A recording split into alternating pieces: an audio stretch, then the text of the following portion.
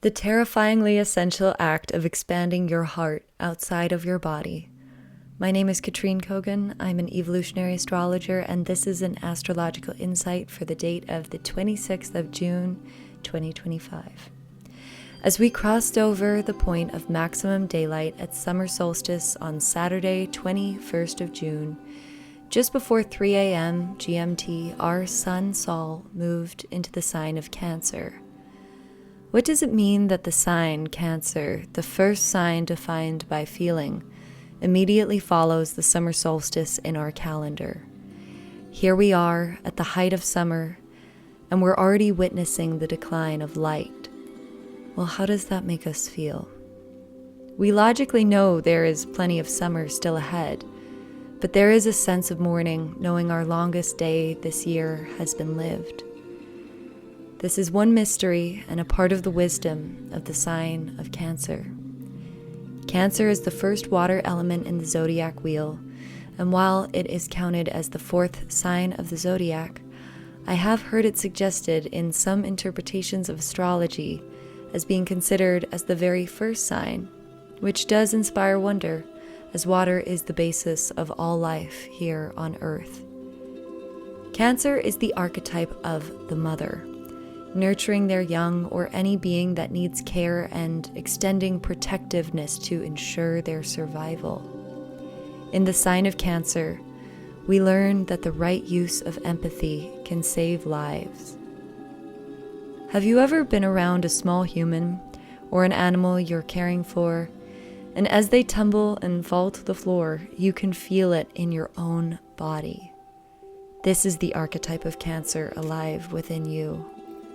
When you love and care for something, that you can literally feel them in your body with your own nervous system and emotions.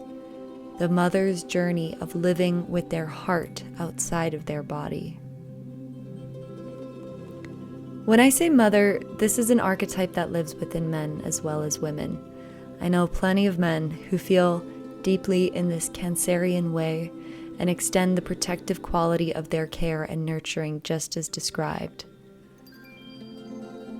Water elements in astrology links to our feeling sense, how our perceptions of emotional worlds and those of others creates a large part of our reality.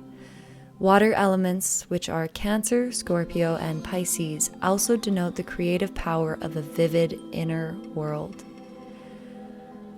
An emotionally sensitive person may find it difficult to hear professional feedback from their employers without taking it personally, but equally, on reading a book they love, they can extend their feeling sense into the world of the characters and feel the story as if it was happening in their own bodies.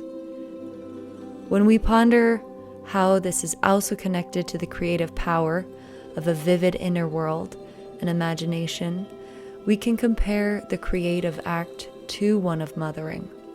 The moment of conception as the moment an idea lands in your field, the choice of whether to commit to the future this creation opens up for you, the gestation, the birth, bringing a new form into the outside world that was created inside you. Each stage of this process requires sensitivity, and this sensitivity can make the act of creation incredibly frightening as you can feel the danger all around you. For one who is sensitive, even tiny threats are registered as something worthy of defense. To bring the archetype of Cancer into a form in nature, I want to introduce the visual of an egg into your mind's eye. Although we most quickly link eggs with birds, let's not forget the lizards, snakes, and platypus, who also birth their young through a clutch of eggs.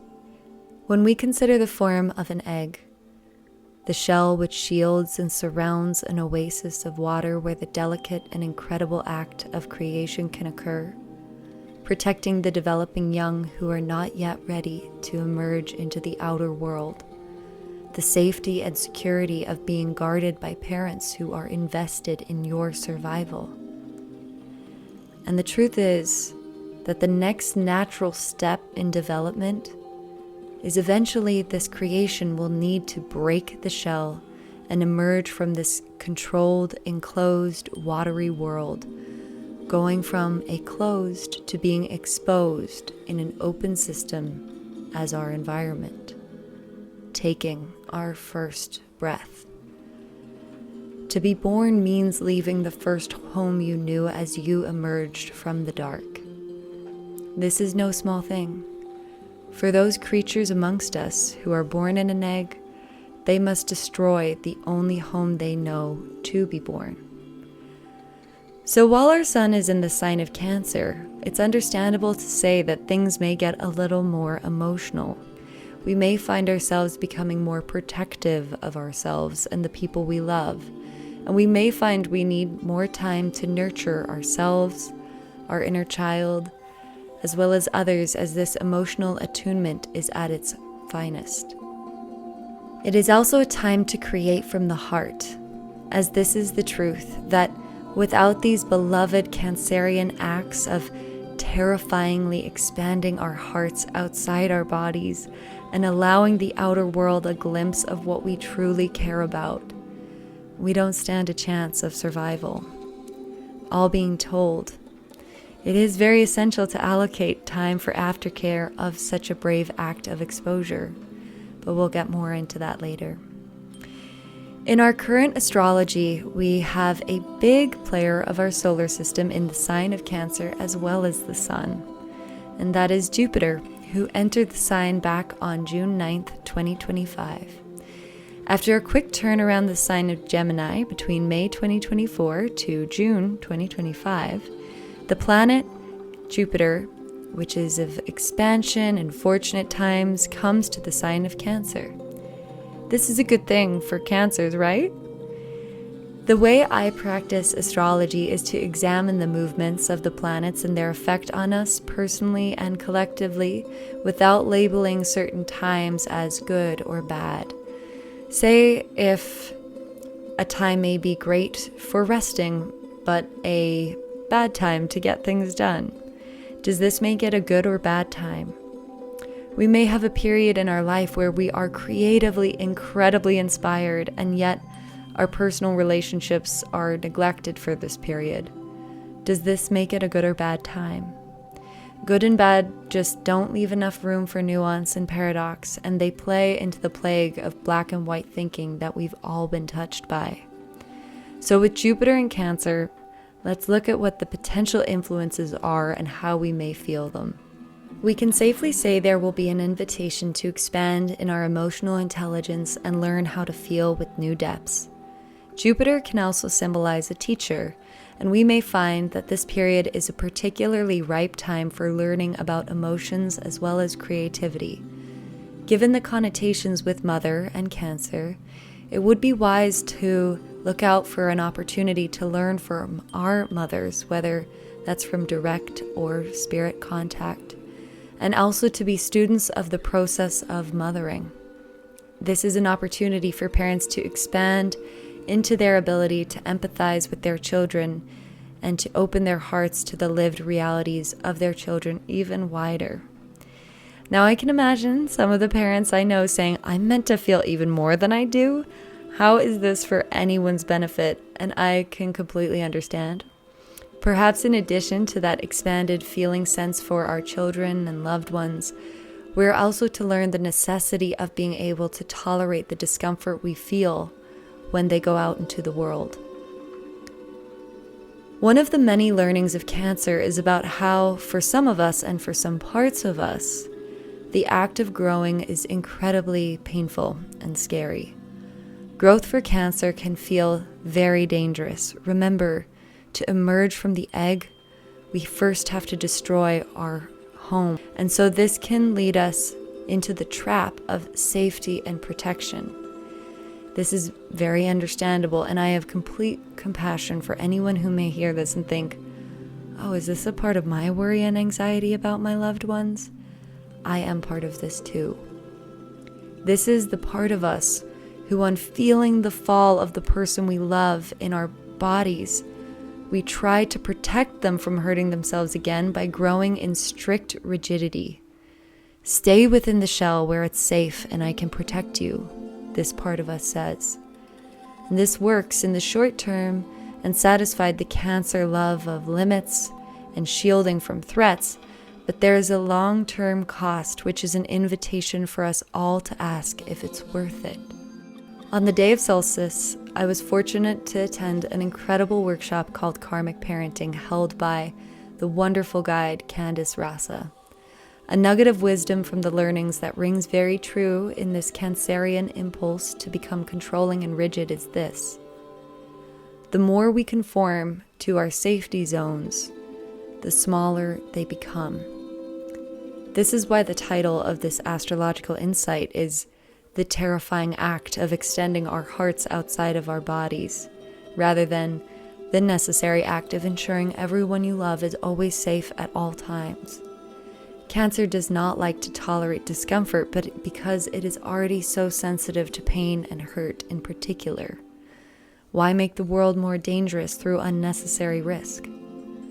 But to deny ourselves the risk of living and allowing what we care about to exist in the outer world rather than inside of us, we have to learn to push past the edges of our safety zones and live though we know it will hurt. So Jupiter entering Cancer, an expander to the sensitive heart who has a tendency to protect, we may encounter some situations which offer us an opportunity to grow through discomfort and through the feelings of terror and fear by pushing past the parameters of our comfort zone. Eventually, this will become a gift, but let's not deny what that gift is exchanged for. Another piece of current astrology is to note that there is an ongoing challenging aspect between Jupiter in Cancer and the bigger, more pivotal energies of the conjunction of Neptune and Saturn in Aries. An aspect in astrology is when planets are geometrically in conversation with each other, as they're at particular degree points in relation to each other. As mentioned earlier, Cancer is the first water element sign of the zodiac and the fourth sign of the zodiac wheel. Aries is the very first sign of the zodiac and is the first fire element of the zodiac wheel. With each sign of the 12 of the zodiac, they each count for 30 degrees of the 360 degrees of the circle of the wheel. So the beginning of Aries and the beginning of Cancer are 90 degrees apart. This is called a square, and you can imagine the power and the constructive potential of a 90-degree angle and apply it to this dynamic between Neptune and Saturn with Jupiter. Into how this is manifesting in our lived experience, we may feel this as being emotionally overwhelmed by all the rawness and fear in the world right now. In particular, with Neptune entering Aries, we are crossing over a threshold into a brand new era of time and witnessing a collective shift in human attitudes. So there is a sense of moving forward, and yet we are confronting with things that terrify us and panic us into fearing for our survival. There is Jupiter in one corner, pushing us into more emotional depths and sensitivity, where in the other corner we are being encouraged to lead ourselves into the future with discipline and an awareness of the emergence of a new spiritual era. Where we can integrate this lively planetary conversation is in leaning into the imaginative potential of Cancer, which is heightened and ripe with both the Sun and Jupiter currently in the sign. Intentionally allow this to feed into our wonder at the possibilities of this new beginning and create the space for us to imagine radically different and better futures.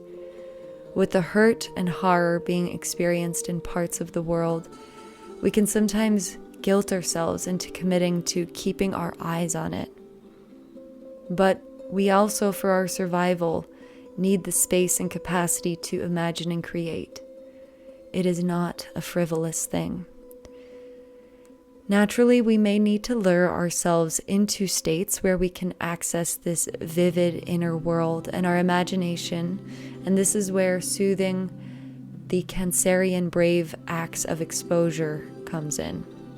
Especially over the next few weeks, it is wise to treat ourselves with extra nurturing attention and actively soothe ourselves. Some ideas for this including pouring yourself into a creative craft, maybe something with your hands where you do and shut out all the chatter. Body oiling with almond oil or coconut oil, taking time to attentively rub it into your skin.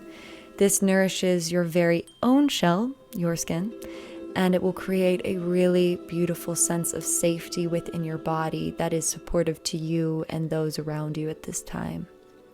And this is a great time of the year to lose yourself in a book that imagines new realities or helps us get to the core of an emotional issue.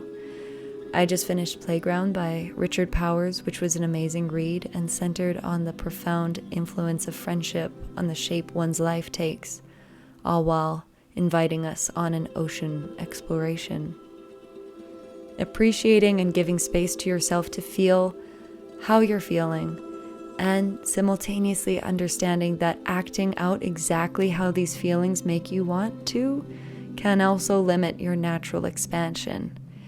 Cancer season is a time for intuition, but we have to get into the right place to receive it first.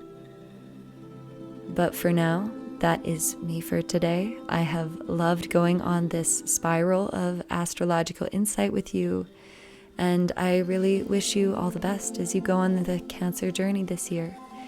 If you would like to book in for a reading, you can find booking details on my website, KatreenKoganAstrologer.com. I do only a limited amount of one-on-one readings every month, and the summertime is a wonderful time where we have more time for reflection and investing in our restoration. So it's a wonderful opportunity to receive a reading around now. If any of this resonated with you, or if you have an insight that you'd like to share, I am always here for that. You can pop me an email at katreenkogan@gmail.com or DM me on Instagram. In any case, I am sending you all my best on the ether as always.